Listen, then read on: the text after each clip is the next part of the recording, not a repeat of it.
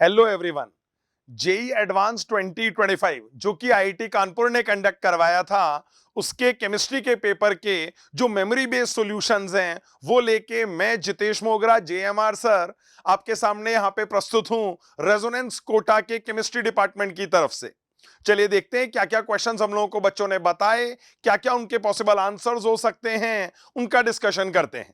ठीक है, देखिए हमारे पास यहाँ पे जो कुछ क्वेश्चंस आए हुए हैं, सबसे पहले हम बात कर रहे हैं किसके बारे में, सिंगल करेक्ट क्वेश्चंस के बारे में। देखिए पहला जो क्वेश्चन है उसके अंदर उन्होंने बोला हुआ है upon decomposition of NH4NO2 and NH4NO3, हमसे ये पूछा हुआ है कि नाइट्रोजन कंटेनिंग स्पीशीज जो होंगे वो कौन कौन से होंगे। ठीक है, ये नाइट्रोजन ऑक्सीजन फैमिली क्वेश्चन का भी चैप्टर का भी क्वेश्चन माना जा सकता है या क्वालिटेटिव एनालिसिस चैप्टर का भी क्वेश्चन माना जा सकता है। दोनों के अंदर ये डिकम्पोजिशन रिएक्शंस बताए जाते हैं। NH4NO2 डिकम्पोज करता है तो इस तरीके से करता है, NH4NO3 डिकम्पोज करता है तो इस तरीके से करता है। बहुत कॉमन रिएक्शंस है, बच्चों को याद ही होते हैं, उसी के कॉरस्पॉन्डिंग आपको यहाँ पे करेक्ट ऑप्शन चुनना था। देखिए NH4NO2 डिकम्पोज करेगा तो N2 गैस लिबरेट होगी, यहां हम देख सकते हैं N2O लिबरेट होकर आएगी। अगर ऐसा है तो उसके कॉरस्पॉन्डिंग फर्स्ट ऑप्शन सही निकल कर आ जाएगा। I would rank the question as easy. ये एक आसान सवाल था। ओके, इन क्वेश्चंस के बारे में एक इंपॉर्टेंट बात पहले बता देता हूं। These are all the questions of paper 1 that I am discussing for now, and मैं अभी खाली फिजिकल इनऑर्गेनिक केमिस्ट्री के जो क्वेश्चंस हैं उन्हीं का डिस्कशन कर रहा हूं। चलिए देखते हैं एक बार, आगे कंटिन्यू करते हैं। नेक्स्ट क्वेश्चन जो हमको यहां पे दिया हुआ है, that is permanganate ion oxidises iodide ion in neutral medium into. वैसे आप चाहें तो इस क्वेश्चन को रिडॉक्स रिएक्शंस की कैटेगरी में भी रख सकते हैं, बिकॉज इंपॉर्टेंट रिडॉक्स रिएक्शंस हम वहीं बच्चों को याद करवा देते हैं। अदरवाइज आप चाहें तो इस क्वेश्चन को आप डी ब्लॉक के अंदर भी रख सकते हैं। ये क्वेश्चन KMNO4 की डिटेल्ड स्टडी डी ब्लॉक के अंदर है। ये रिएक्शन भी एनसीईआरटी के अंदर डी ब्लॉक में दिया हुआ है क्लास 12th के अंदर। देखते हैं एक बार, they are talking about permanganate ion that is MnO4 minus. ये आयोडाइड आयन को ऑक्सीडाइज करेगा। इन्होंने बोला है कौन से मीडियम में, न्यूट्रल मीडियम में। देखिए न्यूट्रल मीडियम में जब ऑक्सीडेशन होता है तो हम देखते हैं परमैंगनेट आयन जो है वो MnO2 में कन्वर्ट हो जाता है, और जो आयोडाइड आयन है उसका ऑक्सीडेशन होकर अपने पास आयोडेट आयन बन जाता है IO3 चार्ज माइनस। ये भी एक बहुत फेमस रिएक्शन है, जेई एडवांस्ड पहले भी इसी तरीके का कॉन्सेप्ट या ऑलमोस्ट इसी रिएक्शन के ऊपर 2 बार सवाल पूछ चुका है। ये उनका तीसरा सवाल यहां पे है। आप देख सकते हैं जो आयोडीन है वो ऑक्सीडाइज होके किसमें कन्वर्ट हो जाएगा, IO3 माइनस के अंदर कन्वर्ट हो जाएगा। उसके कॉरस्पॉन्डिंग ए ऑप्शन सही निकल कर आ रहा है। I would again rank the question as easy. बहुत ज्यादा मुश्किल सवाल नहीं था ये। 2-2 चैप्टर्स के अंदर हम बच्चों को पढ़ा रहे होते हैं, एंड अच्छे बच्चों से हम ये एक्सपेक्ट करते हैं कि उनको ये क्वेश्चन याद रहा होगा that the products are going to be. In fact हम दोनों ही प्रोडक्ट याद रखने को कहते हैं बच्चों से, MnO2 as well as IO3 minus. अगर आपने जेई एडवांस के PYQ सॉल्व किए होंगे एग्जाम से पहले तो you could easily solve this question. ठीक है, चलिए नेक्स्ट क्वेश्चन के ऊपर मूव करते हैं। देखिए यहां पे आपको 4 कॉम्प्लेक्सेस दिए हुए हैं। ये जो क्वेश्चन है ये कोऑर्डिनेशन कंपाउंड्स के ऊपर बेस्ड है। देखिए क्या पूछा हुआ है यहां पे, they are talking about correct order of wavelength absorb. देखिए ये कॉम्प्लेक्सेस क्या करेंगे, कुछ ना कुछ वेवलेंथ एब्जॉर्ब करेंगे। इनके अंदर क्रिस्टल फील्ड स्प्लिटिंग हुई होगी, उसके कॉरस्पॉन्डिंग कुछ एब्जॉर्ब वेवलेंथ्स आएंगी। यहां पूछा जा रहा है कि इनके अंदर वेवलेंथ एब्जॉर्ब का ऑर्डर क्या निकल कर आएगा, ये आप यहां पे बता दें। ठीक है, अब देखिए यहां पे अपने को एक इंपॉर्टेंट कॉन्सेप्ट यूज करना था सवाल के अंदर। अगर हम बात करें तो हमें ये पता है कि डेल्टा O जो होता है that is directly proportional to strength of ligands, and हमें यह भी पता है स्ट्रेंथ ऑफ लीगेंड्स के हिसाब से अगर हम बात करें तो ये जो डेल्टा O है that is actually equal to HC by lambda absorb. देखिए डेल्टा O ज्यादा तो लैम्डा एब्जॉर्ब क्या निकल कर आएगा, कम निकल कर आएगा। अगर हम इसी कॉन्सेप्ट को फॉलो करें तो हमें दिख जाता है यहां पे कि लैम्डा एब्जॉर्ब एक्चुअली किससे रिलेटेड होगा, स्ट्रेंथ ऑफ द लीगेंड्स के साथ इनवर्सली रिलेटेड होगा। अब देखिए यहां पे अगर आप इन कॉम्प्लेक्सेस को देखें तो CN माइनस सबसे स्ट्रॉन्ग लीगेंड है, इसीलिए हम बोल सकते हैं स्ट्रेंथ ऑफ द लीगेंड ज्यादा है। तो बताइए लैम्डा एब्जॉर्ब कैसा हो जाएगा, कम होकर आ जाएगा। अगर हम यहीं पे बात करें उल्टी चीज, देखिए ये वीकर लीगेंड है रिलेटिवली, ये और वीकर लीगेंड होकर आ गया है, ये और ज्यादा वीकर लीगेंड्स का सेट आ गया है। तो जितने ज्यादा लीगेंड वीक होते जा रहे हैं डेल्टा O उतना ही कम होता जाएगा, लैम्डा एब्जॉर्ब उतना ही ज्यादा हो जाएगा। इसका मतलब this will have the least value of lambda absorb and this complex is going to have the maximum value of lambda absorb. उसके हिसाब से अगर हम करेक्ट ऑप्शन को देखें तो जो ए ऑप्शन है हमारा वो सही निकल कर आ जाता है। This is going to be the correct answer here. ठीक है। लेवल ऑफ द क्वेश्चन की हम बात करें तो जेई मेंस ने भी इस तरीके के कुछ क्वेश्चंस पूछे हुए हैं। एडवांस ने कलर और लैम्डा एब्जॉर्ब के ऊपर ज्यादा क्वेश्चंस पास्ट में नहीं पूछे हैं, पर still I would rank the question as easy to moderate. ठीक है। क्यों? क्योंकि पहली चीज तो स्ट्रेंथ ऑफ द लिगेंड्स बहुत क्लियरली यहां पे नजर आ रही है एंड डायरेक्टली ये वाला कॉन्सेप्ट क्लास के अंदर बच्चों को पढ़ाया जा रहा होता है कि लिगेंड्स की स्ट्रेंथ के साथ डेल्टा और डायरेक्टली रिलेटेड है और लैम्डा एब्जॉर्ब्ड उसके साथ इनवर्सली प्रोपोर्शनल निकल कर आएगा। ठीक है। लेवल ऑफ द क्वेश्चन की अगर मैं बात करूं तो better to call it easy, लेकिन कई बच्चों को ऐसा लगेगा कि सारे क्वेश्चंस को इजी बोला जा रहा है, तो let us rank it as easy और moderate just for the sake of students, otherwise this question is relatively easy। चलिए अगले सवाल के ऊपर मूव करते हैं। नेक्स्ट सवाल जो अपने पास आ रहे हैं, देखिए अब जो हमारे पास क्वेश्चंस है वो मल्टीपल करेक्ट वाले क्वेश्चंस है। ठीक है। यहां पे अपने पास एक या एक से ज्यादा सही ऑप्शंस हो सकते हैं।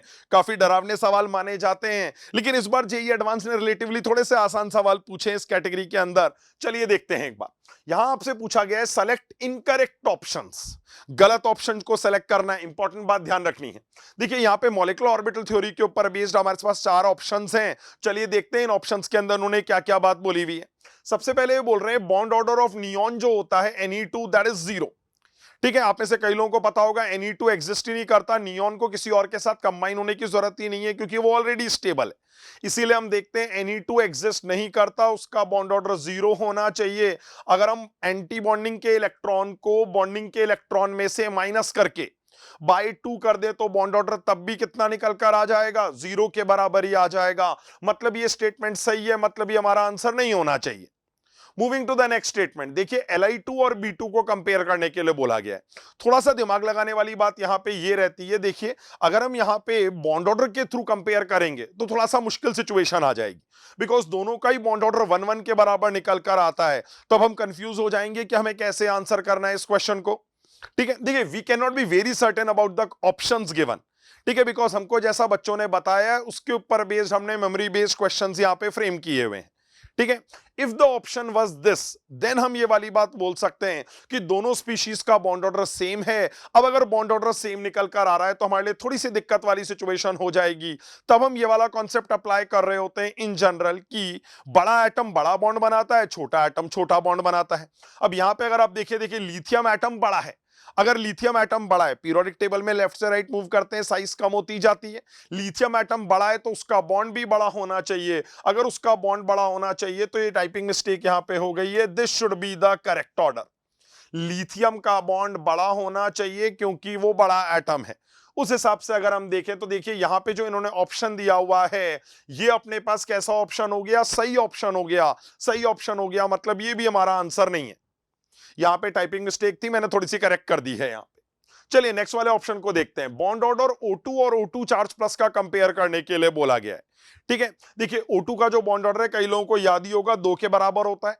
और जब हम O2 प्लस बनाते हैं तो आपको पता होगा ये वाली बात कि जो एक इलेक्ट्रॉन निकलता है वो एंटी बॉन्डिंग वाले मॉलिक्यूलर ऑर्बिटल से निकलता है। एंटी बॉन्डिंग से एक इलेक्ट्रॉन निकलने के कारण बॉन्ड ऑर्डर आधे से बढ़ जाएगा।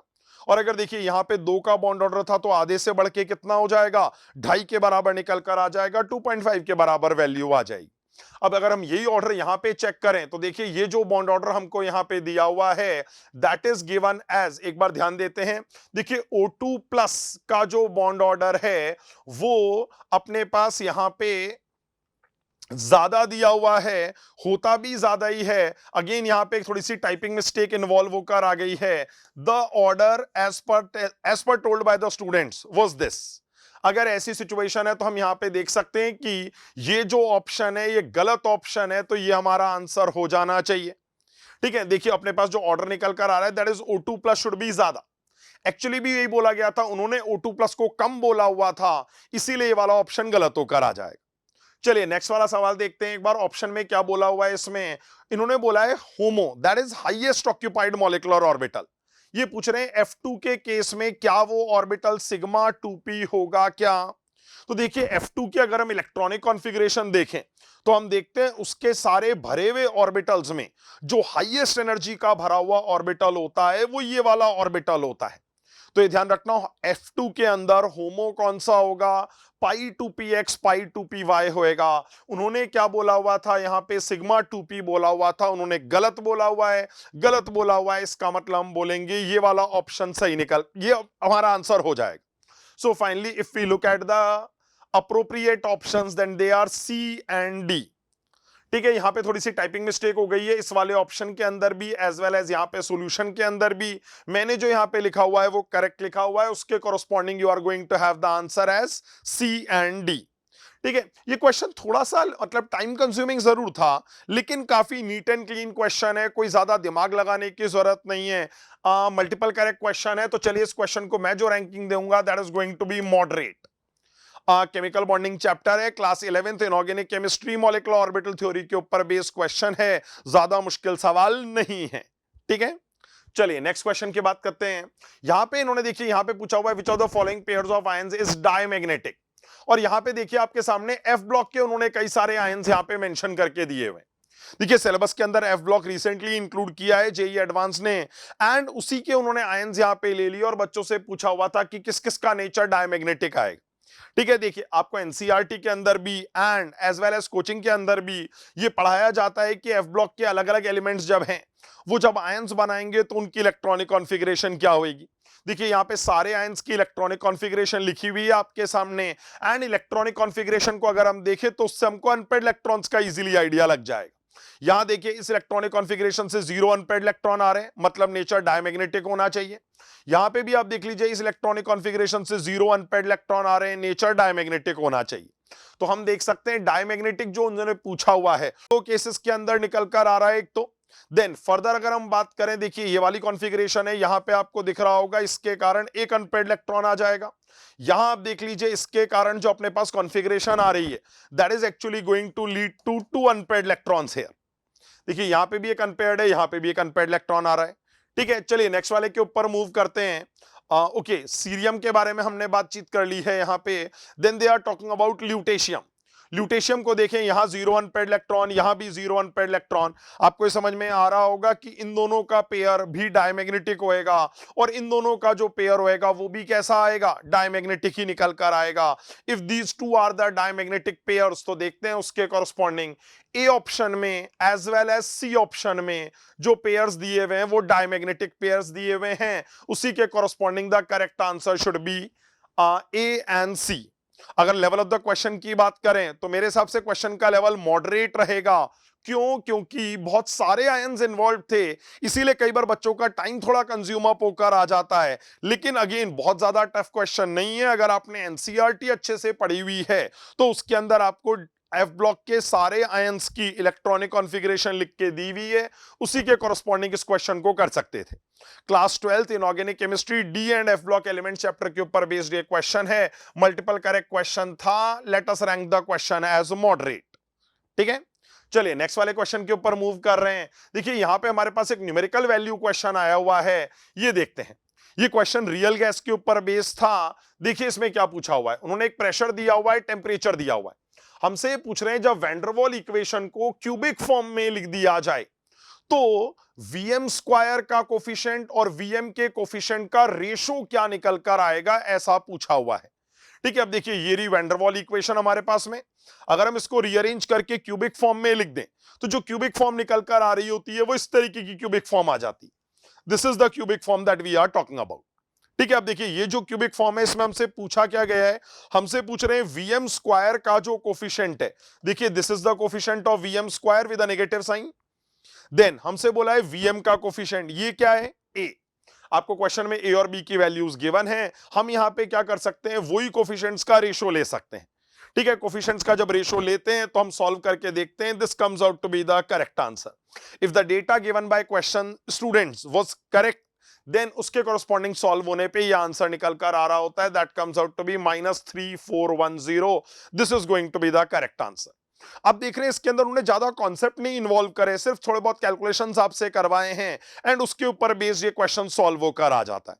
हाँ, यहां पे जरूर आपको थोड़ा सा उसको केयरफुली रीअरेंज करना पड़ेगा and then you can easily solve it mathematically. ज्यादा भारी भारी रियल गैस के कॉन्सेप्ट्स इन्वॉल्व नहीं है, इसीलिए I will again rank the question as moderate. क्यों? थोड़ा सा टाइम यहां पे कंज्यूम हो जाता है अरेंज करने के अंदर, देन कैलकुलेशंस में भी थोड़ा बहुत टाइम खर्च होकर आएगा। ठीक है, चलिए नेक्स्ट क्वेश्चन के ऊपर मूव कर रहे हैं। ये जो क्वेश्चन है this is from ionic equilibrium chapter. देखिए इस सवाल के अंदर उन्होंने हमको क्या किया हुआ है, इस कंसंट्रेशन का एक मोनोबेसिक एसिड का सॉल्यूशन दिया हुआ है जिसका के देखिए बहुत बहुत कम दिया हुआ है। अब शायद आपको ये वाली बात ध्यान होगी कि अगर एसिड का के बहुत बहुत कम होता है तो हमें क्या करना पड़ता है, पानी से आने वाले H प्लस को भी कंसिडर करना पड़ता है। हमसे यही पूछा जा रहा है यहां पे H प्लस कंसंट्रेशन जो आएगी उसे इस फॉर्म में क्या कर दें, एक्सप्रेस कर दें और नियरेस्ट इंटीजर के रूप में आंसर दे दें। अब देखिए अगर मैं यहां पे H प्लस कंसंट्रेशन को लिखूं तो आपको ये दिख रहा होगा जो H प्लस कंसंट्रेशन का एक्सप्रेशन यहां पे लिखा हुआ है, this is the H plus concentration coming from क्या, weak acid. As well as हमको यह भी पता है कि जब हम दूसरा एक्सप्रेशन लिखेंगे तो ये H प्लस कंसंट्रेशन कहां से आ रही होगी, पानी से आ रही होगी। दोनों को ऐड कर देंगे, टोटल H प्लस कंसंट्रेशन अपने पास निकल कर आ जाएगी। एंड आप देख लीजिए H प्लस कंसंट्रेशन अगर आ जाती है तो उसके बाद हम क्या कर सकते हैं, अंडर रूट लेके इसको सॉल्व कर लेंगे, H प्लस कंसंट्रेशन इतनी निकल कर आती है। जिस फॉर्म में इन्होंने सवाल को एक्सप्रेस करने के लिए बोला हुआ है आप देख सकते हैं यहां पे नियरेस्ट इंटीजर की फॉर्म में 2.23 को राउंड ऑफ करेंगे तो आंसर क्या आ जाएगा, 2 के बराबर निकल कर आ जाएगा। ये सवाल थोड़ा सा हेवियर साइड पे था, इसीलिए अगर हम इस क्वेश्चन को रैंक करें तो we can rank it like moderate to tough level का सवाल था।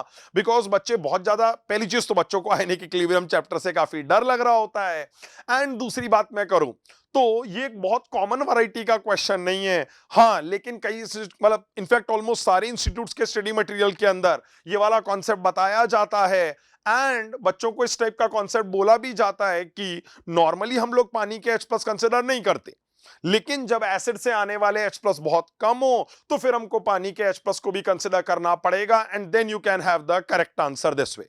ठीक है, चलिए नेक्स्ट क्वेश्चन के ऊपर मूव करते हैं। अगला सवाल जो हमको दिया हुआ है ये काफी आसान क्वेश्चन था, क्वालिटेटिव एनालिसिस कैटायन के ऊपर बेस्ड ये क्वेश्चन है। देखिए आपको साथ पहले कॉलम के अंदर मैच लिस्ट टाइप क्वेश्चन है, पहले कॉलम के अंदर आपको यहां पे 4 ग्रुप रिएजेंट्स दिए हुए हैं एंड उनके कॉरस्पॉन्डिंग आपको बताना है ये किन किन आयंस को बिलोंग करेंगे। चलिए देखते हैं एक बार कैसी सिचुएशन यहां पे निकल कर आती है। इस टाइप की बात बच्चों को बहुत बेसिक बात है और बच्चों को शुरू में ही याद करवाई जाती है कि आपको ये याद होना चाहिए कि ये किस ग्रुप का ग्रुप रिएजेंट है, एज वेल एज कौन से ग्रुप के अंदर कौन कौन से आयंस आते हैं, ये वाला डिस्कशन यहां पे करेंगे। ठीक है, चलिए देखिए यहां पे ये जो ग्रुप रिएजेंट हमको दिया हुआ है NH4OH NH4Cl, ये थर्ड ग्रुप का ग्रुप रिएजेंट होता है। थर्ड ग्रुप के अंदर जो 3 आयंस होते हैं वो होते हैं Al3+, then you have Fe3+, then you have Cr3+। यहां पे सिर्फ Al3+ ही बोला हुआ है तो ध्यान रखिए मैंने इसको अरेंज ही अप्रोप्रिएट मैचिंग के हिसाब से कर दिया है। ठीक है, नेक्स्ट देखिए अपने पास H2S है in presence of dilute HCl। आपको पता होगा H2S एसिडिक मीडियम में प्रेजेंट है, ये सेकंड ग्रुप का ग्रुप रिएजेंट है। सेकंड ग्रुप जो होता है वो 2 पार्ट्स के अंदर डिवाइडेड होता है, सेकंड A सेकंड B। मैं यहां पे अभी जो आयंस लिख रहा हूं वो सेकंड A वाले हैं, कॉपर 2+ है, then we are going to have Hg2+ here, then we are going to have bismuth 3+। अगला जो हमारे पास आ जाता है that is cadmium 2+, then we have Pb2+।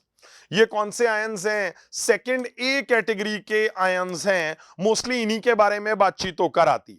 उन्होंने यहाँ पे पूरी लिस्ट नहीं दी हुई थी, उन्होंने सिर्फ एक ही आयन दिया हुआ है कॉपर आयन, तो हम सीधा ही बोल सकते हैं बी के साथ कौन सी मैचिंग आ रही है, एस मैचिंग अप्रोप्रिएट आ रही है। चलिए नेक्स्ट पे चलते हैं। H2S दिया हुआ है in presence of NH4OH NH4Cl। आपको ध्यान होगा this is H2S in acidic medium B option में and this is H2S in basic medium C option में। H2S basic medium fourth group का ग्रुप रिएजेंट है। फोर्थ ग्रुप का यहां पे इन्होंने आयन दिया हुआ है Mn2+। फोर्थ ग्रुप के जो रिमेनिंग आयंस है those are Zn2+, then we have nickel 2+, then we have cobalt 2+। वो बात अलग है, कई सारे आयंस जो मैंने यहां पे लिखे हैं ये जेई एडवांस के सिलेबस में नहीं है, पर अच्छी बात ये कि उन्होंने जो आयंस दिए हुए हैं वो सारे के सारे आयंस बहुत कॉमन आयंस हैं। ठीक है, नेक्स्ट बात कर रहा हूं carbonate ion in presence of क्या, बेसिक मीडियम दिया हुआ है यहां पे। आप देख सकते हैं ये फिफ्थ ग्रुप का ग्रुप रिएजेंट है और फिफ्थ ग्रुप का ग्रुप रिएजेंट अगर ये है तो हम देख सकते हैं फिफ्थ ग्रुप में कौन कौन से आयंस होते हैं, बेरियम आयन है, then we have calcium ion, another ion we have here is strontium ion. In fact qualitative analysis cation के फर्स्ट लेक्चर के अंदर ही हम बच्चों को यही बात याद करने के लिए कहते हैं कि कौन कौन से आयंस किस किस ग्रुप रिएजेंट को बिलोंग करेंगे, ये वाली बात आपको याद करनी है, फिर इन आयंस की डिटेल्ड स्टडी करवाई जाती। ठीक है। तो अगर बच्चे ने क्वालिटेटिव का बिल्कुल स्टार्टिंग पोर्शन ही बहुत बढ़िया तरीके से याद किया है तो वो इस क्वेश्चन को आसानी से सॉल्व कर सकता था। ठीक है। अगेन मैं अगर क्वेश्चन के लेवल की बात करूं, देखिए इसके कॉरस्पॉन्डिंग जो हमारे पास सही ऑप्शन निकल कर आ जाएगा that is going to be a option. And अगर लेवल ऑफ द क्वेश्चन की बात करें तो हमको इसको इजी रैंक करना पड़ेगा, क्योंकि डायरेक्ट क्वेश्चन था, कोई दिमाग लगाने की जरूरत नहीं थी और कोई बहुत ज्यादा टिपिकल फैक्ट भी इन्वॉल्व नहीं था। ठीक है। These are the questions of physical inorganic chemistry paper 1 JEE advance 2025। अभी हम इतने ही क्वेश्चंस रिट्रीव कर पाए स्टूडेंट से, कुछ और क्वेश्चंस अगर हमको मिलेंगे तो उसके लिए हम दोबारा आपके सामने आएंगे। That is it from my side. Thank you.